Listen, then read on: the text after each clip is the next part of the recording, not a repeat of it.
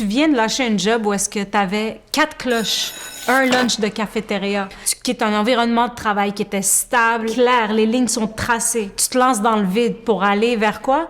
Une job où est-ce que tu as un show de 8 minutes dans le fin fond de Gatineau avec des gens qui parlent pas ton jargon. Mais c'est exactement ce que j'ai fait moi, en passant de l'enseignement à l'humour. Moi, quand j'ai changé d'environnement, j'ai commencé à me remettre en question parce que je me reconnaissais pas trop. Je commençais à faire de l'anxiété, des maux de ventre, de l'eczéma à pu finir. Fait qu'il a fallu que je trouve des solutions pour réussir à m'adapter plus rapidement à mon nouveau milieu de travail. Moi, la chose qui m'a le plus frappée dans mon saut dans le vide, c'est de me rendre compte qu'à mon âge adulte, j'étais beaucoup moins autonome que ce que je pensais être. J'ai commencé à me poser des questions en mode, c'est pas normal d'oublier des rendez-vous, de se tromper d'endroit, de s'embarrer dehors, en dehors de chez soi. Donc, mon conseil à moi, c'est vraiment d'utiliser les outils qui sont à portée de main. Je suis allée chercher de l'aide, j'ai posé les questions, on m'a confirmé, oui, t'as un TDAH, t'es pas spécial. Et donc, j'ai une médication qui me permet d'avancer et de me restructurer, de devenir une vraie adulte sans culpabiliser. Je ne m'attendais pas à ça à l'âge de 34 ans,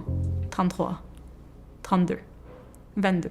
Prendre ce petit moment-là pour moi, de prendre soin de mon physique autant que mon mental, ça me permet maintenant d'avoir une meilleure confiance en moi, de ne pas me sentir mal, de ne pas accomplir des choses et d'être fière de moi quand j'en accomplis. J'ai commencé à prendre soin de moi un peu plus, faire attention à ce que je mangeais, faire attention à ma peau. J'ai même commencé à prendre des vitamines, de la B12, de la D, de la C, l'alphabet au complet, juste pour mieux dormir et mieux me sentir dans ma peau.